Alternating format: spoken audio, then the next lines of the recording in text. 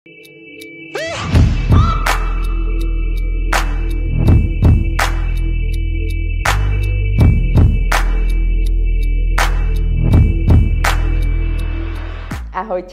som kapitánka magisterka Petra Kňažková a v policajnom zbore pôsobím už 13 rokov. Momentálne pôsobím ako preventistka okresného riaditeľstva policajného zboru v Trnave.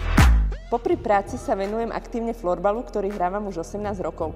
Momentálne pôsobím v klube Eška 98 Pruské, kde hrám ľavý útok. Zaujímavosťou tohto klubu je, že za 14 rokov pôsobenia v ženskej extralige získalo 14 medailí. Športujem už od detstva. 16 rokov som chodila na krasokorčuľovanie, kde som bola dvakrát vicemajsterkou Slovenska. Vždy som chcela vyskúšať kolektívny šport, preto som sa rozhodla pre florbal, ku ktorému ma priviedol triedny učiteľ na gymnáziu. Počas svojej kariéry som získala 3 zlaté medaile, 7 strieborných a 3 bronzové medaile. Tieto úspechy ma dostali aj do slovenskej reprezentácie, kde som sa zúčastnila 2 majstrovstiev sveta. Pre niektorých je florbal bezkontaktný šport, ale mne priniesol zlomeninu nosa. Pevne verím, že to bolo moje prvé a posledné zranenie v mojej kariére. Pozdravujem všetkých fanúšikov Eška 98 Pruské a Polície Slovenskej republiky. Ahojte!